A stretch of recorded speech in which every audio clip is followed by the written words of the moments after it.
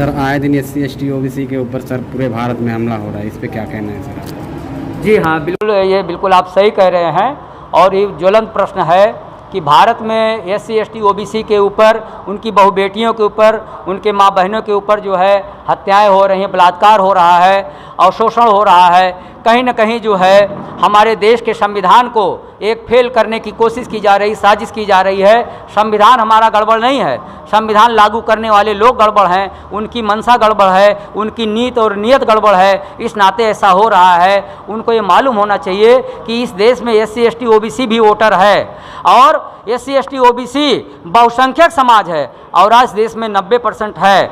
और आज इसका जो शोषण हो रहा है, जो इसके साथ ऐसी घटनाएं हो रही हैं, कहीं न कहीं जो है यह समाज जो है अपने अधिकारों के प्रति जागरूक नहीं है। और अगर जागरूक जिस दिन हो जाएगा, ये संगठित हो जाएगा, तो दुनिया में कोई ऐसी ताकत नहीं है कि इस पिछड़े वर्ग का कोई सम्मान और अधिकार छीन सके। और जिस दिन ये, इसी के लिए हम लोग कैडर कैंप के माध्यम से इसको जगाना चाहते हैं कि आप मनुवादी व्यवस्था से अपने आप को मुक्त होने का कार्य करो। जब तक मनुवादी व्यवस्था में हमारे लोग फंसे रहेंगे, तब तक हमारे साथ मंदिरों में, हमारे साथ ऐसे जो है पूजा घरों में हमारे साथ ऐसी घटनाएं होंगी। हमारा स्थान जो है पूजा घर नहीं है, हमारा घर जो है शिक्षालय है, हमारा स्थान जो है शिक्षालय है। शिक्षालय जाएंगे तो अधिकारी बनेंगे और देवालय जाएंगे तो भिखारी बनेंगे। और जो लोग भिखारी बनने के लिए जाते हैं, निश्चित रूप से ऐसे ही लोगों के साथ में ऐसी घटनाएं होती हैं। जो समाज हमारे देश में जो है, चाहे कोई एडवोकेट हो, प्रोफेसर हो, इंजीनियर हो, डॉक्टर हो, जो जगा हुआ समाज है, उसके साथ में जो है किसी प्रकार की शोषण की घटनाएं नहीं होती हैं। लेकिन जो समाज जगा हुआ नहीं है, निश्चित रूप से ऐसे लोगों के साथ घटनाएं हो रही हैं। और इसमें बहुत बड़ा योगदान शासन सत्ता का है। शासन सत्ता के जो है ये इशारे पर ऐसे कार्य, सब एक साजिश के तहत ऐसा कार्य हो रहा है। क्योंकि शासन सत्ता अगर जो है चौकस रहे और अपनी ईमानदारी से अपने नियम और कानून को लागू करे, तो हमारे देश में एक भी बलात्कार की घटनाएं ना हो, एक भी हत्याएं ना हो।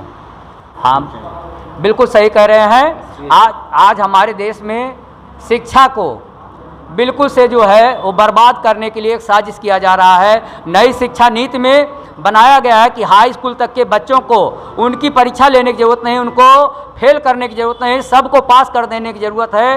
तो जब बच्चों की परीक्षा नहीं ली जाएगी, तो फिर उनको पढ़ाने की क्या आवश्यकता है।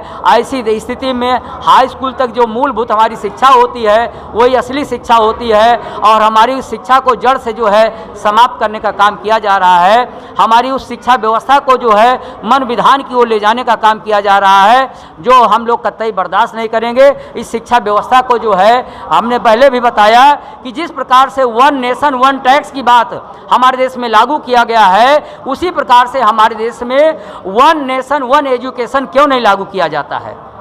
1 नेशन 1 एजुकेशन 1 सिलेबस जिस दिन लागू हो जाएगा, हमारे देश की शिक्षा से ढोंग और पाखंड खत्म कर दिया जाएगा।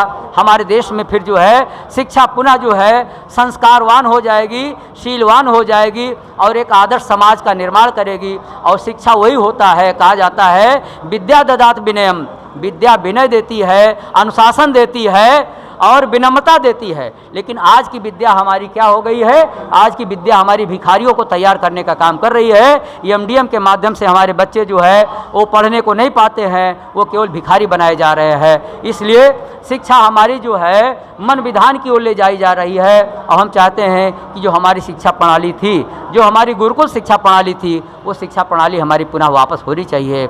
और जब तक ऐसी शिक्षा लागू नहीं होगी, तब तक हमारे देश में जो है विषमता मूलक समाज यथावत बना रहेगा।